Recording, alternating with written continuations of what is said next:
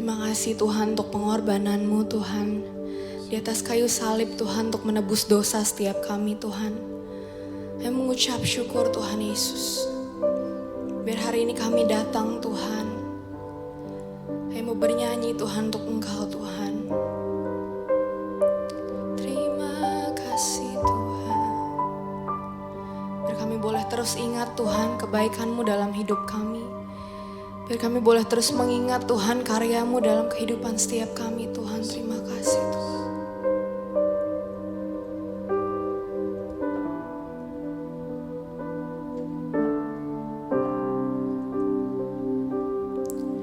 Besar mulia kasih-Mu,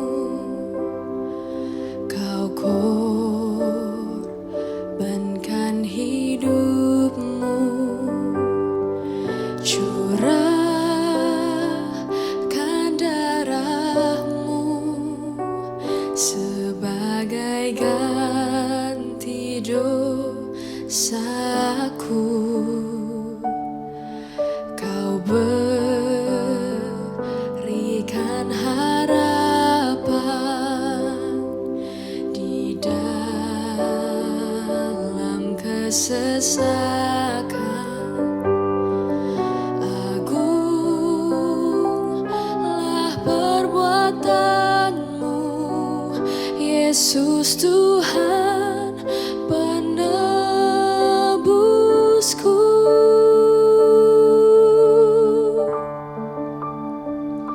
Karena kasih-Mu yang selamatkanku, menyucikan dan menebus hidupku.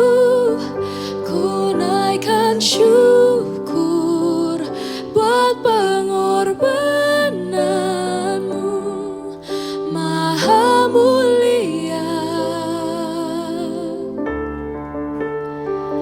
Karena kasih-Mu yang selamatkanku, menyucikan dan menebus hidupku.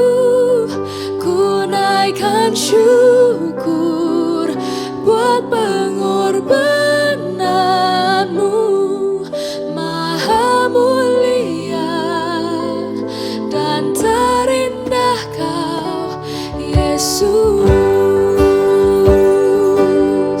Besar perbuatan-Mu dalam kehidupan setiap kami Tuhan.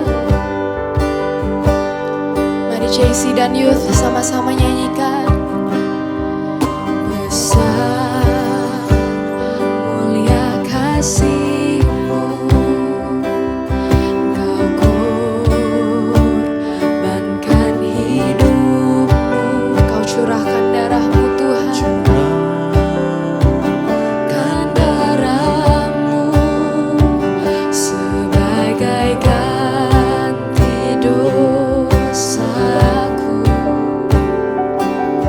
Kau berikan harapan di dalam kesesakan. Kami mau katakan hari ini Tuhan, agunglah perbuatan-Mu, Yesus Tuhan penebusku. Karena kasih-Mu yang selamatkanku, menyucikan dan menebus hidupku. Ku naikkan syukur buat pengorbanan-Mu. Mari angkat tanganmu sambil katakan, karena kasih-Mu yang selamatkanku, menyucikan dan menebus hidupku. Kami naikkan syukur kami Tuhan buat pengorbanan-Mu maha mulia dan terindah Kau Yesus.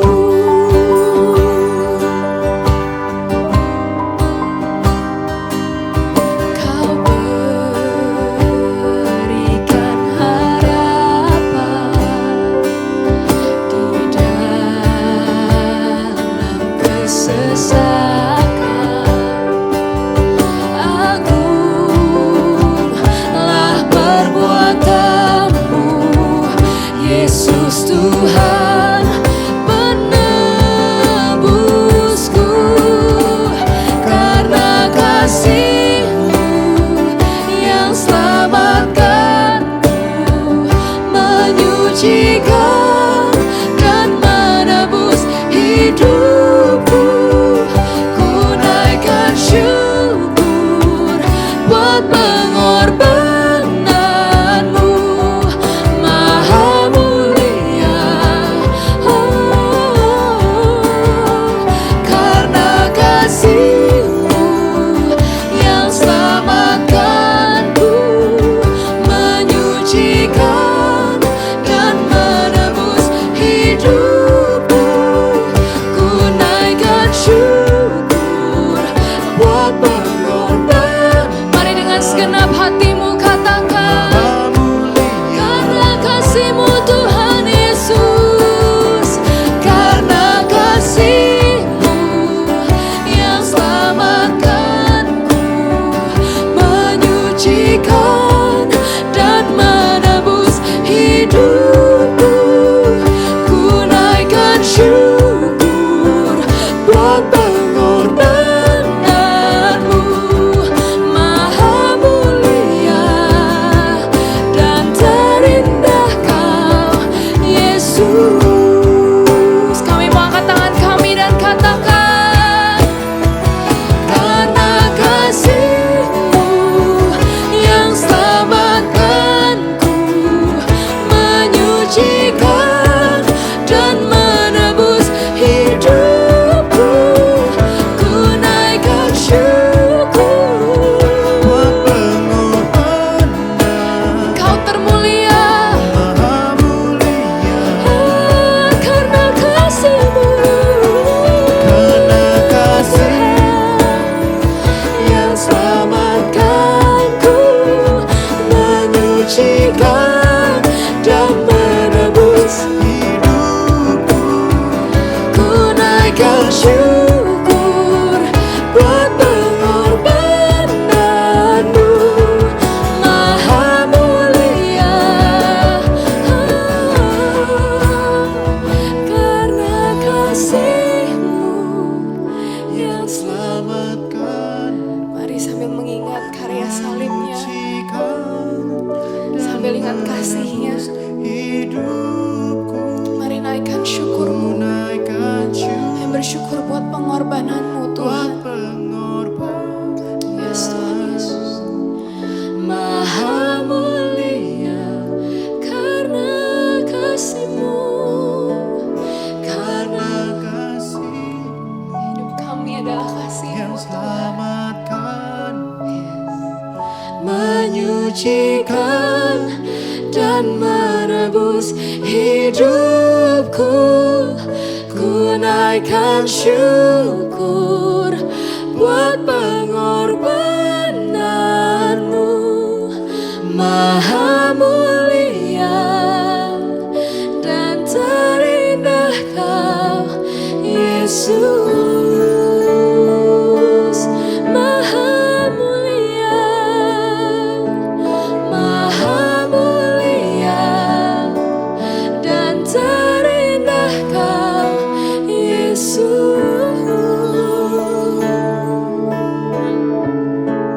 Mau katakan Tuhan, Maha mulia dan terindah Kau, Yesus.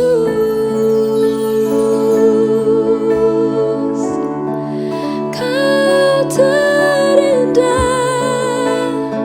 Engkau termulia, oh Tuhan. Pengorbananmu sempurna buat hidup kami. terima kasih. Mari naikkan syukurmu buat pengorbanannya hari ini. Mari naikkan syukurmu Syukur Tuhan untuk kematiannya di atas kayu salib. buat darah-Mu, Karena pengorbananmu kami hidup Tuhan. buat Karena pengorbananmu kami ada hari ini. Terima kasih Tuhan, terima kasih Tuhan. Kami gak bisa balas semuanya Tuhan. Kami cuma bisa bilang terima kasih Tuhan. kasih. Terima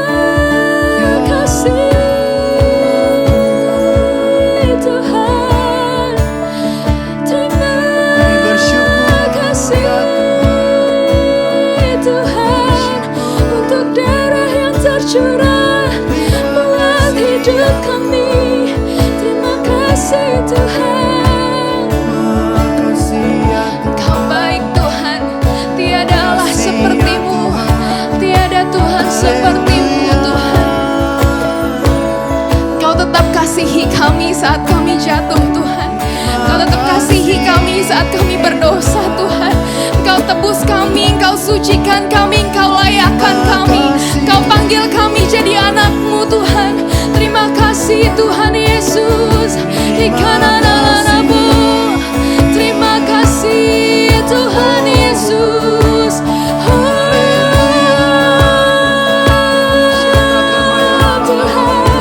Tuhan, terima kasih. Terima kasih.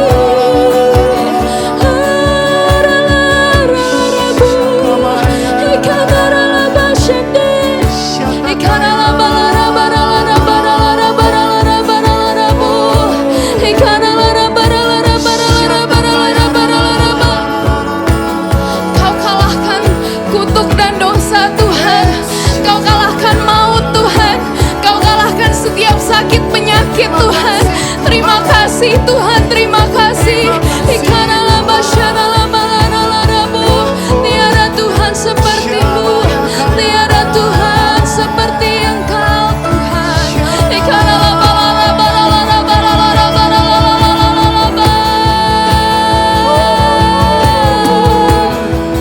Terima kasih Tuhan Yesus. Pengorbanan-Mu sempurna Tuhan. Engkau mulia, Engkau kudus, Anak Domba Allah. Engkau layak untuk disembah.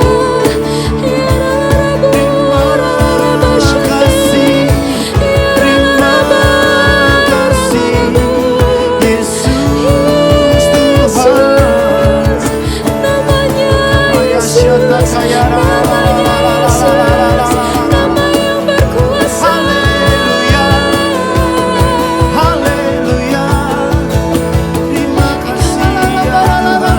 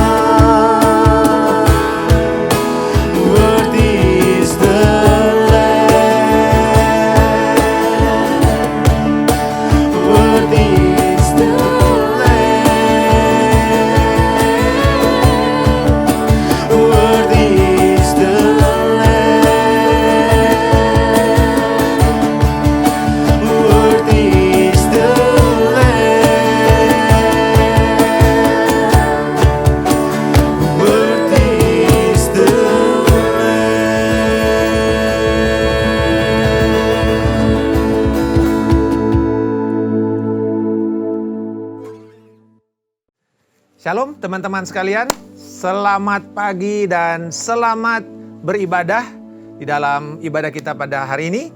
Dan hari ini kita akan melanjutkan seri dari Greatest Sacrifice. Saya akan beri judul Cross, Salib, Victory Through Suffering. Kemenangan melalui sebuah kesengsaraan. Mari kita berdoa lebih dahulu. Bapa, di dalam nama Tuhan Yesus Kristus, kami mengucap syukur. Kami hari ini bisa mengingat dalam Jumat Agung ini akan karya terbesar dari Kristus dan dari Engkau Bapa Sorgawi kepada umat manusia yang memberikan kepada kami kemenangan sekalipun melalui kesengsaraan yang mengerikan di kayu salib.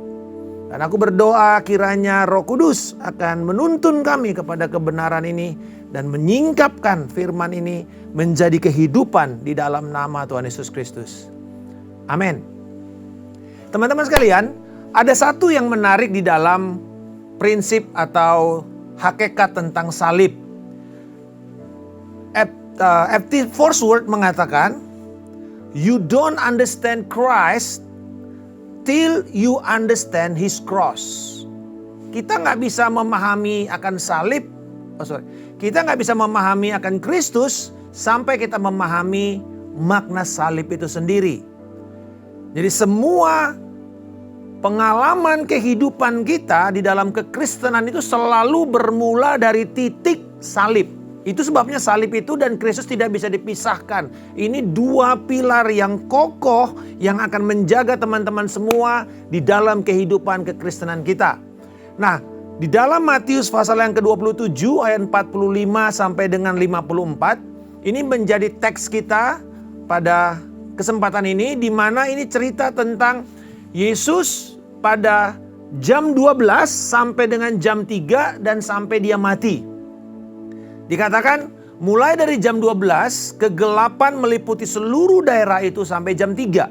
Kira-kira jam 3 berserulah Yesus dengan suara nyaring, "Eli, Eli, lama sabachthani?" Artinya, "Allahku, Allahku, mengapa engkau meninggalkan aku?" Mendengar itu, beberapa orang yang berdiri di situ berkata, "Ia memanggil Elia." Dan segeralah datang seorang dari mereka.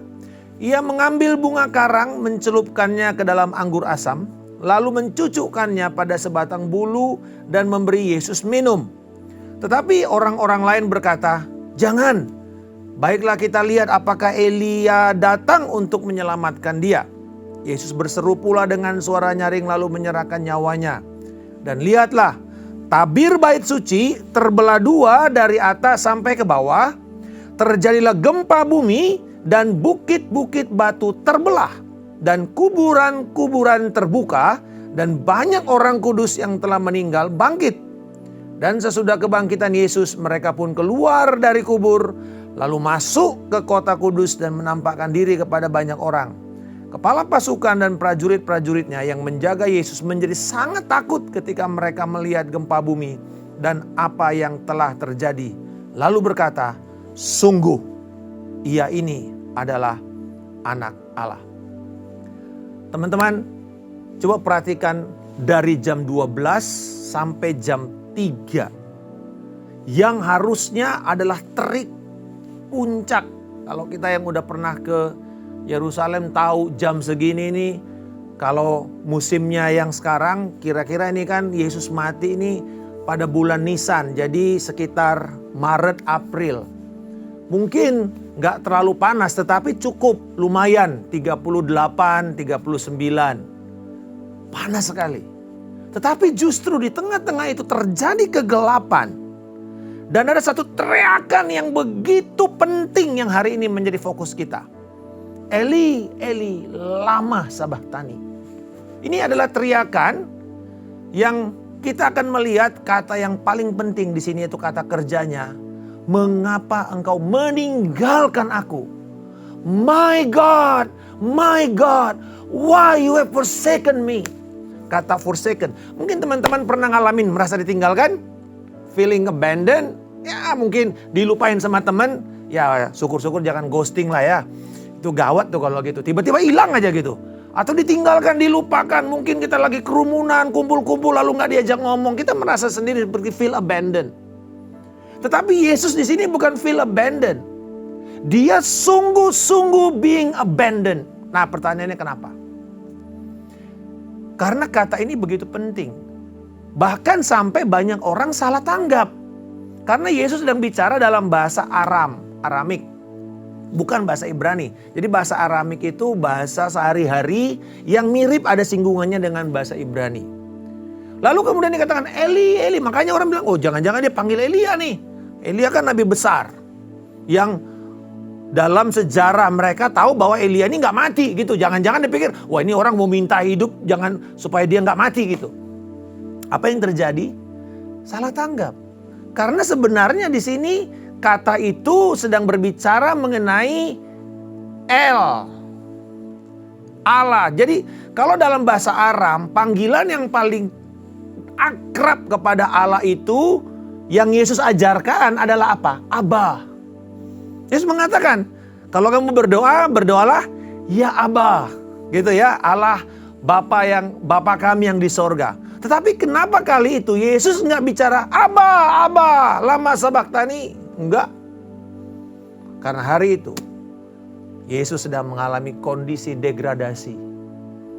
Ditinggalkan oleh Allah. Nah sekarang pertanyaannya, kata ditinggalkan ini begitu penting. Pertama, Yesus ditinggalkan oleh agama Yahudi yang merupakan agama terhebat pada saat itu.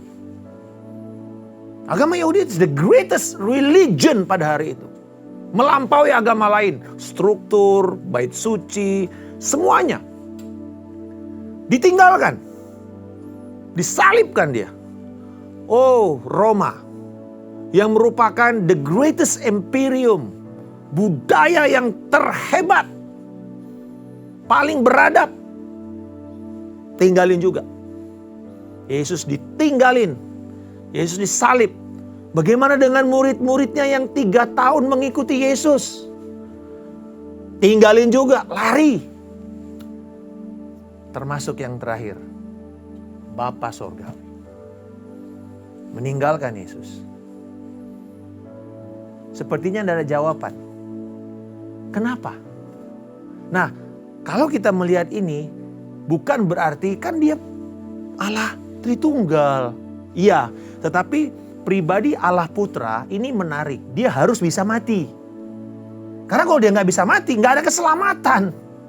Karena yang bisa menyelamatkan, pertama dia nggak berdosa, tetapi juga dia harus bisa mati. Karena untuk menanggung murka Tuhan. Nah gimana cara ngejelasinnya? Oke, Rasul Paulus memberikan bagus sekali penjelasan dari 2 Korintus 5 ayat 18 sampai 21. Dia bilang begini, dan semuanya ini dari Allah. Nah itu, idenya dari Allah. Allah yang dengan perantaran Kristus telah mendamaikan kita dengan dirinya dan yang telah mempercayakan pelayanan pendamaian itu kepada kami. Sebab Allah mendamaikan dunia dengan dirinya. Perhatikan ya, Allah mendamaikan dunia dengan kita ini. Jadi ini kan sebelumnya ada musuh nih. Tetapi didamaikan oleh Kristus. Jadi dia tengah-tengahnya ini Kristus. Dengan tidak memperhitungkan pelanggaran mereka. Waduh teman-teman luar biasa. Kita ini tidak diperhitungkan lagi kesalahan kita. Bayangin kalau Tuhan ingat kesalahan kita 1 aja selesai kita udah. Langsung neraka. Dikatakan ia telah mempercayakan berita pendamaian itu kepada kami. Jadi kami ini adalah utusan-utusan Kristus. Seakan-akan Allah menasihati kamu dengan perantaran kami. Dalam nama Kristus kami minta kepadamu, berilah dirimu didamaikan dengan Allah. Ayat 21 luar biasa. Dia yang tidak mengenal dosa telah dibuatnya menjadi dosa karena kita. Supaya dalam dia kita dibenarkan oleh Allah. Martin Luther menyebut ini sebagai the greatest exchange. Pertukaran agung. Bukan cuma greatest sacrifice. Ini the greatest exchange. Karena seperti begini. Teman-teman ini semua lagi pada bangkrut. Ya, bangkrut lalu kemudian harus mungkin di penjara atau apa gitu. Tiba-tiba ada satu orang datang bilang gini, saya mau tebus semuanya. Jadi utang lo berapa? Oh saya utangnya sekian. Oke ambil. Dan kamu saya berikan kebebasan. Itu namanya sebuah pertukaran. Hutang itu diambil oleh si penanggung dan dia memberikan kebebasan kepada orang ini. Itu yang terjadi dengan Kristus. Hutang kita adalah penghakiman yang kekal dari Allah yang harus kita bayar karena kita berdosa. Lalu Yesus datang dengan kebenarannya karena dia tidak berdosa, lalu dia tanggung semua. Jadi di kayu salib itu dosa manusia sejak pertama Adam. Saat itu dosa teman-teman sekarang dan yang nanti. Semua diambil oleh Yesus dan cuman dia yang bisa lakukan. Karena apa? Karena dia gak berdosa. Dia yang menjadi the perfect sacrifice. Nah, jadi kemudian terjadi pertukaran dan Matius mulai mengajarkan sejak awal. Dari titik awal Yesus dilahirkan dibilang begini. Matius 1:21 bahwa Yesus namanya Yesus karena dia akan menyelamatkan umatnya dari dosa-dosa. Lalu ayat pasal 20 ayat 28 dikatakan dia memberikan nyawanya menjadi tebusan. Nah ini kan kalau kita lagi disandera gitu ya. Lalu kemudian dikasih tebusan supaya sandaranya bebas. Nah Yesus jadi tebusan supaya kita bebas. Kita kan tersandera sama iblis karena berdosa. Lalu dikatakan dengan cara menumpahkan darahnya bagi banyak orang untuk pengampunan dosa. Jadi Matius sendiri membangun teologi ini untuk kemudian menjelaskan kepada orang kenapa Yesus itu berteriak, Allahku, Allahku, mengapa engkau meninggalkan aku? Nah, setelah itu teman-teman ini luar biasa. Pertanyaannya, Pak Markus, apakah Tuhan menjawab doa Yesus? Kan dia udah ditinggalkan. Ini sebenarnya adalah seruan manusia yang ditinggalkan Allah ya begitu. Tetapi karena Yesus juga menjadi perfect sacrifice, dia nggak bersalah, tetapi dia dibuat bersalah. Allah menjawab, tapi dengan cara tidak dengan mulut, tidak dengan suara. Allah menjawab dengan tindakan. 3 tanda supranatural terjadi di sini. Dan ini memperlihatkan Allah menjawab teriakan Yesus, mengapa engkau meninggalkan aku? 3 tanda ajaib. Yang pertama dikatakan bahwa tirai bait suci terbelah 2. Itu tirai bait suci, itu yang menghubungkan antara ruang kudus dengan ruang maha kudus. Ini yang boleh masuk cuma imam besar, setahun sekali. Tujuannya mengampuni dosa seluruh bangsa. Jadi mereka tuh ada expire date-nya gitu. Jadi kalau misalnya kamu setahun sekali ya, lagi nanti masanya ini namanya Yom Kippur, hari pendamaian. Si imamnya datang nih bawa demi nama seluruh bangsa. Dan hari itu tirai itu terbelah. Artinya sekarang orang boleh masuk, tapi bukan lagi lewat imam besar. Mulai hari itu bait suci ditinggalkan. Mulai hari itu bait suci kosong. Udah gak ada maknanya lagi. Lu hari ini mau pergi ke bait suci pun tidak menemukan keselamatan di sana. Enggak. Teman-teman ingat. Di dalam Ibrani dikatakan Kristuslah yang menjadi imam besar kita sehingga kita bisa mendekat kepada mercy seat of God, takhta kasih karunia Tuhan untuk mendapatkan pengampunan. Dibelah. Dan di situ memperlihatkan bahwa sorga mencurahkan kemenangan dan bukti bahwa Yesus menang. Bahwa Yesus tidak ditinggalkan oleh Allah waktu dia sedang mengalami penderitaan. Yang pertama itu dikatakan bahwa tirai pembelah terbelah 2 sehingga membuat apa? Ini berarti ada 2. Yang pertama, the judgment is over. Haleluya. Selesai. Gak ada lagi itu yang namanya penghakiman. Karena penghakiman sudah ditanggung sama Yesus.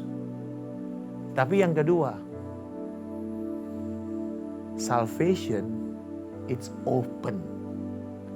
Tadi judgment it's over, selesai. Yang kedua, salvation it's open. Kalau cuma judgmentnya aja nggak ada, lalu kemudian kita nggak selamat, ya nggak ada gunanya juga. Untuk apa? Keselamatan diberikan kepada kita. Sejak itu kita tahu kita ini yang menjadi imamat-imamat rajani. kita bisa datang kepada Allah Bapa, menyembah Dia dalam roh dan kebenaran. Bukan lagi bawa darah, bukan lagi potong lembu sapi dan segala macam, enggak lagi.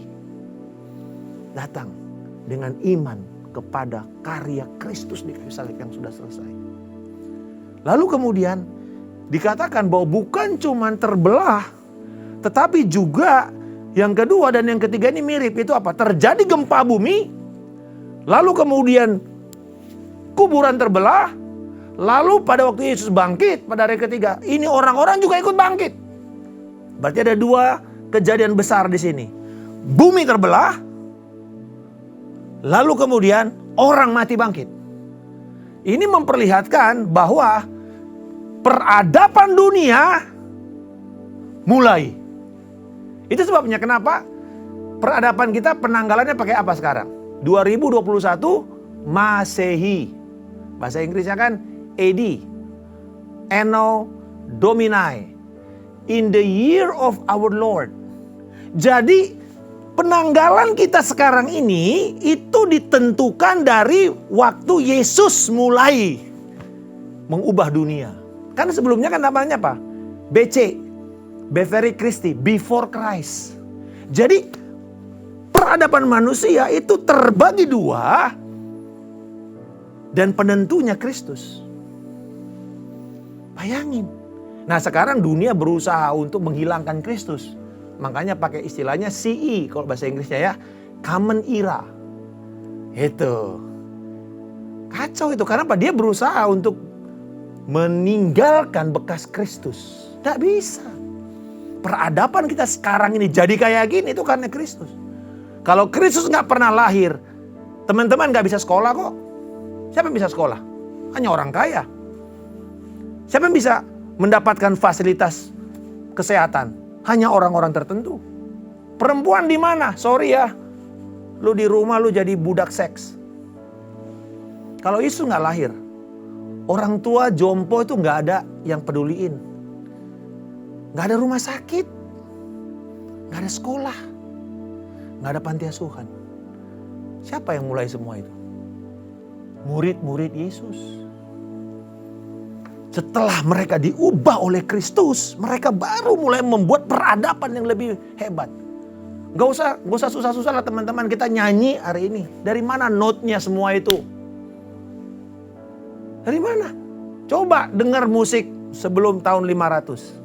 Waduh, itu musik udah kayak musik Timbuktu semua. Dungdang, dungdang. Wah, mengerikan. Kita belajar yang namanya nanti musik Gregorian, lalu kemudian sampai diatonik, pentatonik. Semua itu nanti dari gereja mulainya. Dari rumah Tuhan. Peradaban. Lalu kemudian dikatakan bangkit orang mati. Wah, ada keselamatan dan ada kebangkitan di sini.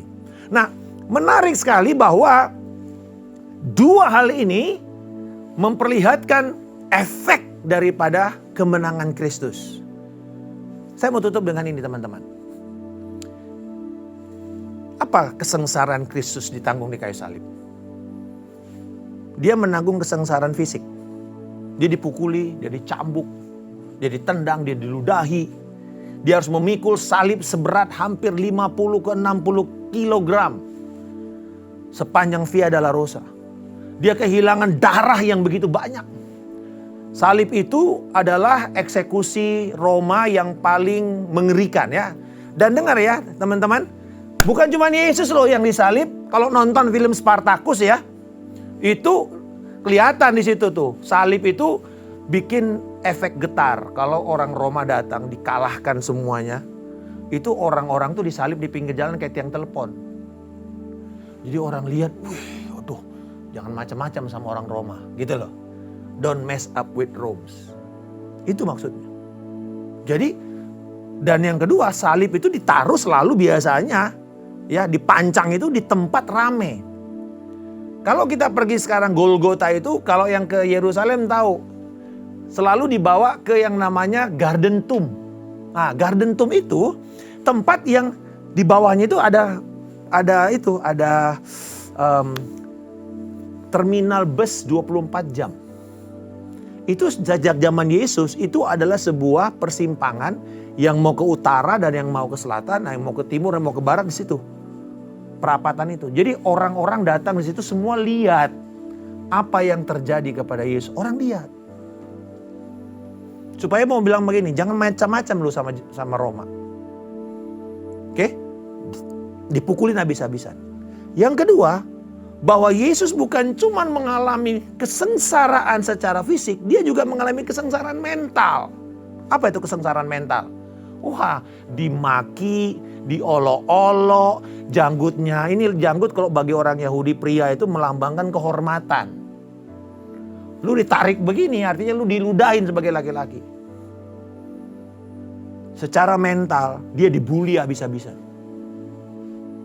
Pernah teman-teman ngalamin dibully satu kelas? Ya. Ketika ada orang mungkin, saya ingat satu kali ada satu anak umur 17 tahun.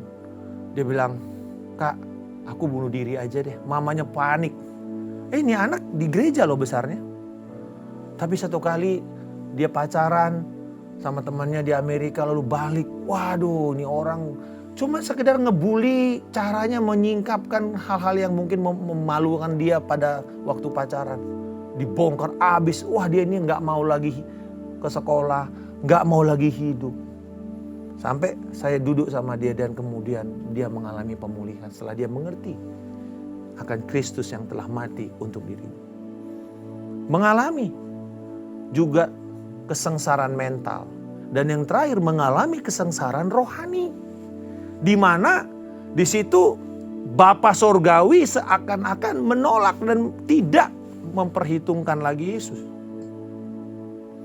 Tetapi teman-teman kabar baiknya, ya betul Yesus mati. Dan ketika dia mengatakan, aku menyerahkan. Ini yang menarik ya, karena orang disalib itu minimal itu matinya 2 hari. Karena mesti mati pelan-pelan, maksimal tuh 9 hari, habis darah, habis nafas. Tapi Yesus mati cuma 3 jam. Ya, artinya apa? Ini bukan dipaksa mati, dia menyerahkan diri. Yang satu mesti dipatah-patahin tulangnya. Yesus tidak ada satupun tulang yang patah. Kenapa? Dia menyerahkan diri. Dia nggak terpaksa mati, dia menyerahkan diri untuk penebusan dosa. Nah, ketika Yesus mati seperti ini, apa yang terjadi? Terjadilah tadi ya, dari bawah ke atas terjadi pembukaan pintu keselamatan, hubungan dari atas ke bawah turun pengampunan. Nah, kalau kita tarik begini ya, satu ke atas, satu ke bawah, kesinggungannya ini ketemu satu huruf kayak gini. Kalau kita balik jadi apa? V. Nike. Itu bahasa Yunaninya untuk kata victory. Nike. Itu dewi kemenangan. Dewi kemenangan, victory, Nike. Jadi teman-teman, di kematian Kristus itu ternyata adalah sebuah kemenangan gilang gemilang. Haleluya. Apa kemenangan? Apa yang ditaklukkan oleh Kristus di kayu salib? The greatest sacrifice becomes the greatest victory. Karena apa? 3 hal yang dia taklukkan. Dan ini tadi gambaran dari tanda supranatural itu. Ketika dia katakan bahwa terjadi kegelapan di dunia waktu Yesus mati. Yesus mengalahkan dunia. Yesus telah mengalahkan dunia. Dunia di sini kita bicara mengenai sistem-sistem dunia, cara berpikir dunia, cara bersikap, cara bisnis, cara sekolah, cara mendapatkan popularitas. Itu semua cara dunia, tapi ada juga cara Allah. Untuk jadi masyhur juga ada caranya Allah. Dan Allah mau kita semua menjadi great man and woman of God. Tetapi caranya nggak sama dengan dunia. Kalau dunia lu mau populer, lu bikin sesuatu yang ngaco, konten-konten yang nggak bener, yang provokatif, lu jadi populer kan begitu. Tetapi tidak di mata Allah. No cross, no crown. Nggak ada salib, nggak ada yang namanya mahkota. Tidak ada suffering, tidak ada yang namanya kemuliaan. No suffering, no glory. Jadi ingat caranya kita. Bahkan untuk kita mau seperti singa dari Yehuda, seperti Yesus. Oke, tapi ingat ya. Yesus belum jadi singa dari Yehuda, jadi apa dulu? Domba sembelihan. Jadi kalau kita mau jadi besar di mata Allah, kita bersedia untuk bayar harga. Bersedia untuk kelihatannya ini kamu dianggap remeh, nggak ditolak, ditinggalkan orang. Tetapi itulah harga untuk kita bayar. Untuk menjadi mulia. Yang kedua, Kristus memenangkan atas dosa. Ya, ketika tabir bait suci terbelah dua. Sekarang pengampunan dosa tersedia kepada kita. 24 kali 7. Every day, every second, every minute.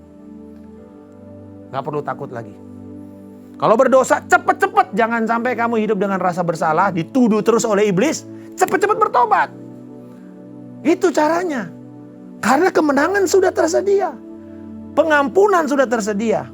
Dan yang terakhir, bahwa Kristus menang atas kematian. Hai maut, di manakah kekuatanmu? Di manakah sengatmu? Artinya, Christ conquers death dengan cara ada orang-orang mati bangkit.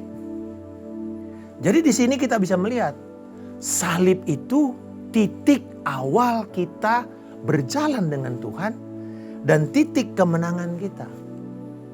Nah, teman-teman, bagaimana kalau gitu kita melakukannya sehari-hari? Kan itu udah terjadi 2000 tahun yang lalu. Betul. Itu yang namanya kebenaran objektif. 2000 tahun yang lalu selesai. Sekarang apa yang kita mesti lakukan? So what gitu loh, Pak Markus? Oke. Ini yang saya bisa kasih sama teman-teman. Karena Kristus sudah menang atas dunia, kita bisa berubah cara berpikir kita. Sesuai dengan firman. Berubahlah engkau oleh pembaharuan budimu. Oleh firman. Karena Kristus sudah mati. Roma 12 itu dimulai dengan itu. Karena Kristus sudah mati, maka aku menyesatkan kamu. Persembahkanlah tubuhmu sebagai persembahan yang hidup. Itu respon. Respon karena apa? Respon karena Tuhan sudah mati. Dan untuk saya bisa berjalan dengan Tuhan setiap kali, membangun keintiman saya dengan Tuhan, saya mesti merubah cara berpikir saya. Saya mesti berubah karakter saya. Karena kita bicara gaya hidup, kehidupan itu bicara karakter. Christ likeness itu ya karakter artinya. Mau serupa Kristus itu karakternya. Baik itu karakter tanggung jawab, karakter bersyukur, karakter untuk rajin, karakter tepat waktu, karakter untuk kita peduli sama orang. Itu semua karakter, itu semua Kristus. Dan kemudian jangan sama. Oke, boleh nggak gua punya TikTok? Boleh aja, tapi apa yang kamu isi di sana? Gak salah lu punya TikTok, tapi apa yang kamu isi di sana? Kalau cuma sekedar untuk memamerkan sesuatu yang sensual demi orang punya followers banyak, gak usah deh. Ada cara yang lebih mulia yang Tuhan siapkan untuk kamu bisa dipromosikan. Karena kita berkata, promosi bukan datang dari utara tapi dari Tuhan. Kalau Tuhan mau mengangkat, begini. Tapi untuk memproses orang itu diangkat, banyak orang gak mau. Promosi Tuhan itu sebentar, bisa diangkat sebentar. Tapi untuk dia bisa membuat orang ini bertahan di dalam kemuliaan, itu yang gak gampang. Karena gini, charisma will brings you to the top. But character will maintain you on the top. Karisma, talenta, ya itu bikin kita cepat naik ke atas. Kayak roket. Tetapi yang membuat kamu bertahan di atas sana dipakai Tuhan dan memberi dampak, itu karakter. Jadi gak heran ada orang-orang yang dengan kesaksiannya hebat ya, ngejual kesaksian, wih langsung terkenal. Tapi habis itu hilang. Kenapa? Gak pernah mau dimuridkan. Gak pernah mau dibimbing, gak pernah mau berjemaat. Ya sebentar, jadi sasaran iblis. Yang kedua adalah Kristus telah mengalahkan dosa, ayo kita hidup dalam kebenaran. Ayo kita hidup dalam ketaatan. Ayo kita fight untuk kita bisa hidup senantiasa setiap hari dengan firman. Bayar harga, udah pasti. Tapi itu layak karena respon kita kepada kemenangan Kristus. Dan yang terakhir, bahwa kita tahu bahwa Kristus telah mengalahkan maut, ayo kita bagikan berita ini kepada teman-teman di kelas, teman-teman main, teman-teman satu hobi, di grup followers, pakai kesempatan yang begitu besar sekarang ini lewat sosial media, lewat apa saja platform-platform yang teman-teman lakukan saat ini, ya. Lakukanlah itu semua untuk satu hal saja.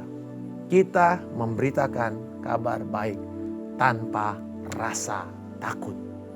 Karena ketakutan, maut sudah dikalahkan. Haleluya.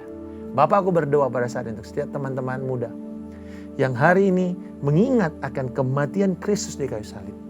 Bahwa ini bukan sekedar satu cerita masa lalu yang tidak ada kaitannya dengan kami. Tapi kami belajar hari ini Kristus sudah menang atas dunia, sudah menang atas dosa, sudah menang atas maut. Dan kami bisa ada mengendarai kemenangan itu, menikmati kemenangan itu, dan mengaplikasikan kemenangan itu dalam hidup kami. Baik dalam pendidikan, pekerjaan, usaha, relasi kami dengan orang tua dan teman-teman lain. Bahkan kami mendapatkan keberanian untuk dipakai Tuhan. Sebagai generasi Yeremia di masa muda kami ini dipakai Tuhan luar biasa. Kami tidak perlu tunggu sampai tua supaya kami dipakai Tuhan. Hari ini Kau sudah berikan kami roh keberanian memberitakan kabar baik bagi Kristus. Dalam nama Tuhan Yesus Kristus kami berdoa dan mengucap syukur. Haleluya. Amin. Terus memberkati. Selamat beribadah. Baik teman-teman JC dan Youth, kita akan masuk dalam perjamuan kudus.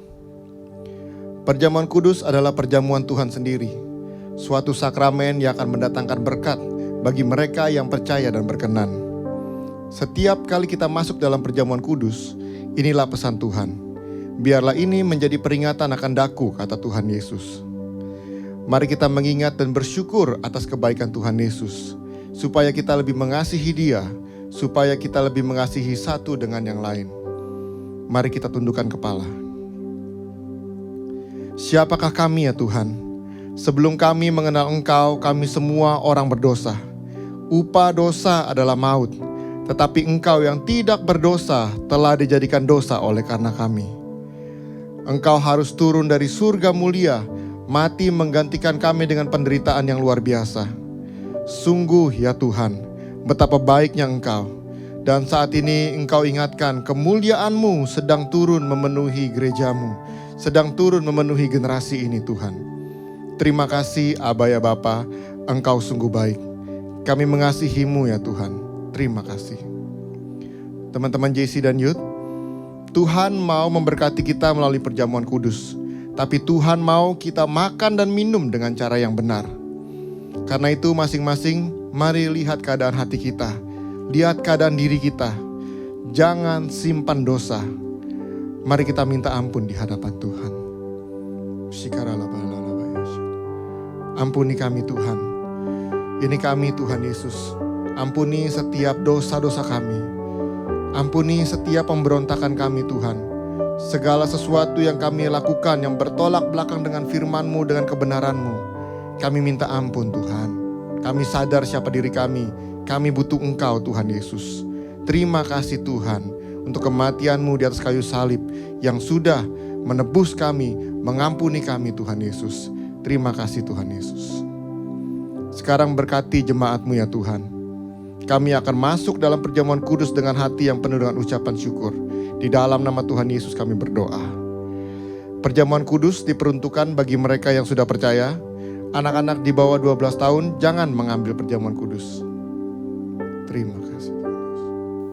Karya terbesar dalam hidupku, pengorbananmu yang selamatkanku. Engkaulah harta yang tak ternilai yang ku miliki dan ku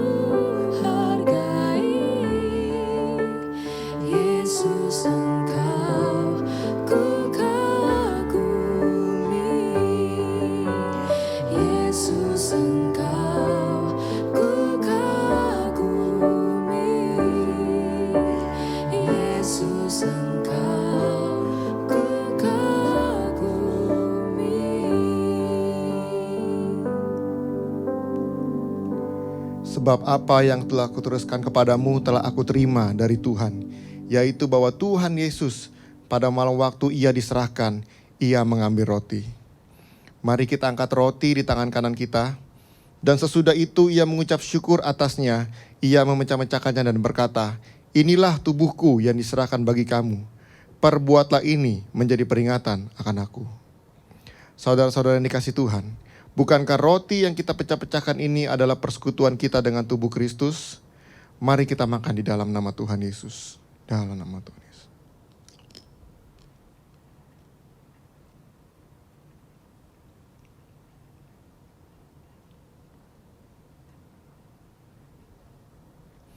Mari kita angkat cawan di tangan kanan kita tinggi-tinggi. Demikian juga ia mengambil cawan sesudah makan lalu berkata, cawan ini adalah perjanjian baru yang dimateraikan oleh darahku. Perbuatlah ini setiap kali kamu minumnya menjadi peringatan akan aku. Saudara yang dikasihi Tuhan, bukankah cawan pengucapan syukur yang atasnya kita ucapkan syukur adalah persekutuan kita dengan darah Kristus? Mari kita minum di dalam nama Tuhan Yesus. Dalam nama Tuhan Yesus. Sekarang mari ucapkan syukur. Mari naikkan terima kasih kita di hadapan Tuhan. Terima kasih Tuhan Yesus.